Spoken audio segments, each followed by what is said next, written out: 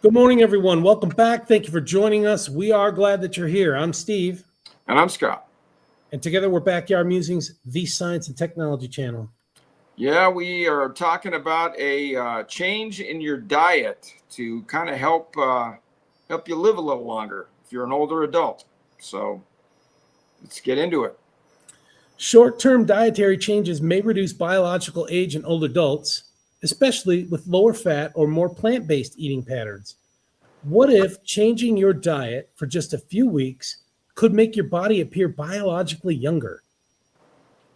A new study from the University of Sydney suggests that older adults who reduced either dietary fat or animal-based protein showed measurable improvements in biomarkers tied to biological aging after only 1 month. This sounds like vegan type stuff, man. I don't know. Would you like to know more? Okay, well, we're going to tell you whether you do or you don't. So Animal-based protein, it sounds like veganism. yeah. Published in Aging Cell on April 27th of this year, the research focused on adults ages 65 to 75 and examined how different eating patterns affected biological age. A measured based on physiological markers rather than the number of years a person has lived. Led by Dr. Caitlin Andrews from the University of Sydney's School of Life and Environmental Sciences, the study adds to growing evidence that diet may influence how the body ages even later in life. Okay. While the findings are encouraging, the researchers cautioned that the results are still preliminary. Longer-term studies will be needed to determine whether these short-term biological changes translate into lasting health benefits or reduced risk of age-related diseases. Scientists estimate biological age using biomarker profiles, which track changes in physiological function over time and may provide a better picture of life-term health and life expectancy. The researchers analyzed 20 biomarkers, including cholesterol, insulin, and C-reactive protein levels to calculate biological age scores for participants in the Nutrition for Healthy Living study at the university's Charles Perkins Center. The study included 104 participants who were randomly assigned to one of 4 diets. In every diet, 14% of total energy intake came from protein. 2 diets were omnivorous, with protein split evenly between animal and plant sources, while the other 2 were semi-vegetarian, with 70% of protein coming from plant sources. Okay. 70%. Okay. Participants in both the omnivorous, and semi-vegetarian groups were further assigned to either high-fat, low-carbohydrate diets or low-fat, high-carbohydrate diets. Okay. I don't know. You got to have certain amount of things, right? Protein, fat, and water. I don't see any protein there.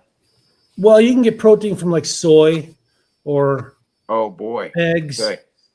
Yeah, that's where I go. All right, this created 4 diet categories: omnivorous high fat, or OHF; omnivorous high carbohydrate, OHC; semi-vegetarian high fat, VHF, which used to be something you used to do with your TV; and semi-vegetarian high carbohydrate, VHC. Okay. Participants had a BMI, body mass index, scores ranging from 20 to 35. All were non-smokers, non-vegetarians, and free of major health conditions such as type 2 diabetes, mellitus, cancer, kidney disease, or liver disease. They also had no food allergies or intolerances. Okay, 20 to 35. Is that a rather high BMI? I don't. 35 is. 35? Yeah. 35 is pretty high. Okay. Yeah. The OHF group, whose adjusted diet was closest to what participants were already eating before the study, did not show meaningful changes in biological age. In contrast, participants in the other 3 diet groups showed reductions in biological age scores. Okay, so as a reminder, OHF was omnivorous high fat. Yeah. That was the first one. Yeah. Okay. The strongest statistical evidence for reduced biological age was seen in the OHC group. OHC is High carbohydrates. yeah, omnivorous high carb.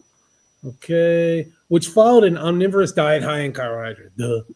Their diet consisted of 14% protein, 28 to 29% fat, and 53% carbohydrates. Researchers do not yet know whether these improvements are temporary or whether they could lead to long-term reductions in biological aging.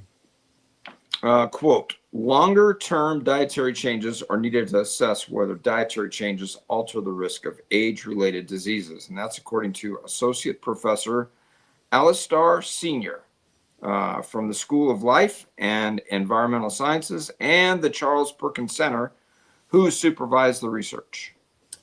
Another quote from Dr. Andrews: it's too soon to say definitively that specific changes to diet will extend your life, but this research offers an early indication of the potential benefits of dietary changes later in life, said Dr. Andrews. Quote here, future research should explore whether these findings extend to other cohorts and whether the changes recorded are sustained or predictive of long-term outcomes. Unquote. Okay. There you have it. Simple change.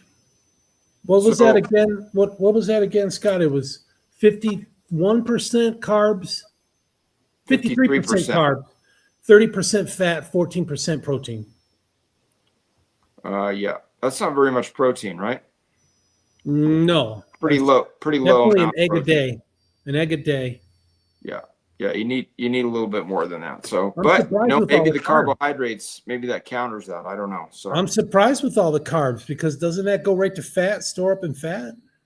I mean, if you're not doing anything, and the older you get, normally, the older you get, the less you do, right? So, and that's the problem. I think people eat, and then they get swallowed up by their easy chair or the couch. But if you're active, 53% carbohydrates is probably not that bad, right? That's a good point, Scott. Real good point. Yeah. So, but definitely need more protein in your life, I think. So, and I don't know if I'm going to be reaching for the soy bottle, getting my protein. So, but anyway. Or soybeans, tofu. Yeah, and I'm not going to do that either. So, all right, folks. Okay. Thanks for joining us. We'll see you this afternoon. Thanks.